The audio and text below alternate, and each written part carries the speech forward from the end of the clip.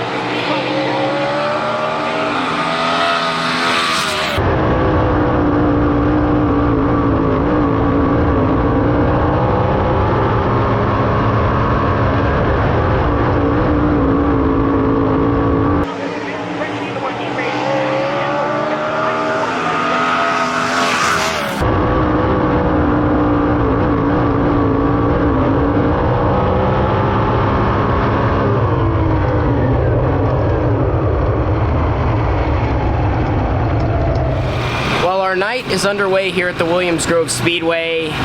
And this place, it's gigantic, but just in its own way. Like long straightaways, tight corners. You got to make a hard left going over 100 miles an hour. Got the chance to go out there and hot lap. Actually, we'll start with engine heat.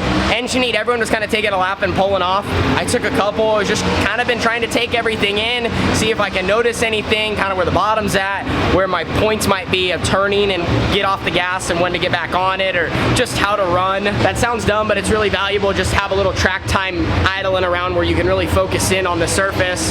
Then went out and hot lapped, felt okay, kind of, got those first laps out of the way. And then before qualifying, my heart hasn't beat like that in a while. It's just, this place is iconic, and it's just, like I said, it's so fast. So as a driver, you have to be right on because everything's happening in a split second. Overall, I didn't feel like my 2 qualifying laps were bad. I did feel like there was a small miss with the engine. I don't know, we're kind of investigating right now, which obviously you need all the power you can get, so I think that hurt us.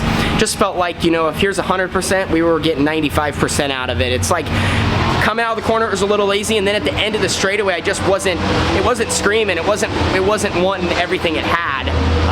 So that kind of is a little concerning. Like I said, we're looking into it. Overall, we ended up 20th in our flight, so we made it into a heat race, but we're way down the order.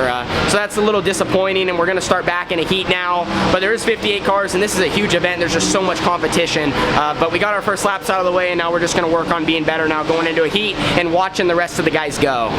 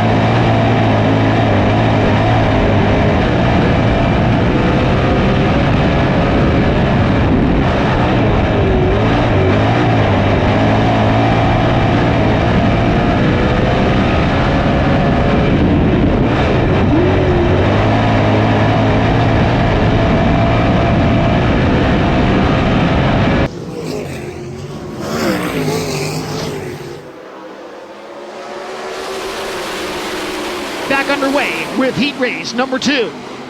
Courtney pulls away from Brad Sweet at the drop of the green flag. Tanner Holmes and Sam Haferteep gaining on the 18 of Giovanni Selzy. Race for the transfer spot as they come to the white flag. Selzy's got it, but Tanner Holmes just right behind him. Holmes looking a little higher in turns 1 and 2, looking to build momentum for a final run down the backstretch. Leaders into 3 and 4 for the final time. All Tyler Courtney to the checkered flag. He'll get the win. Brad Sweet in second. Oh, wheel stand out of turn number 4 by Tanner Holmes. That allows Sam Haferteep to claim the 6th spot. Holmes gave it all he had trying to track down Giovanni Selzy. Got the friend up off the ground. Well, actually made a little bit of ground there in that heat race and then gave up a valuable spot at the end. Anyway, long story short, started 9th, finished 7th there in the heat race, got to 6th, and even had an opportunity at the end to maybe have a shot because the yellow came out, car stopped, we had a green-white checkered, and I kind of was, close to 5th there. It just, the racetrack's very narrow, very fast, and I was kind of trying to run in the fluff, pack the fluff under yellow a little, and make a lane, and I got close, but never was able to get alongside or make something happen. So everything was going okay. I felt good in 3 and 4. I kind of took me a minute to figure out 1 and 2. I actually started backing off my entry a little, and then I got through there smoother. Till then, I was kind of out of sorts. Then there at the end, I was trying to run the 2nd lane to get around Giovanni. He was in 5th. And I was right there, and then in the last corner, I should have just stayed low. I wasn't really close enough, but I figured if he slowed up and I ran in hard, just in that 2nd groove, maybe something would work, and I just got too tight and rolled up and then lift the front end off the ground, just like trying to stay in it, and unfortunately, Sam, the 15H, he snuck by on the inside, so I just gave up a spot. I was worried about that, but I was, also trying to just run it in hard and give myself a chance at getting in the show so I didn't have to run a lower main. Happy we went forward, but little mistakes like that suck because they do definitely change your night. But we'll be in a B main event and felt comfortable in the car, felt like we made some good laps and got better, and luckily we're able to go forward on a track that's very difficult to pass on. So we're heading out for the B main event right now, starting 9th, top 4 transfer. Racetrack's still extremely fast, and it's mainly going to be about getting a good start and finding our lane and trying to move forward. So made some adjustments to try to free up for being in traffic, and so hopefully we can move around and try to use a little bit of what track is there.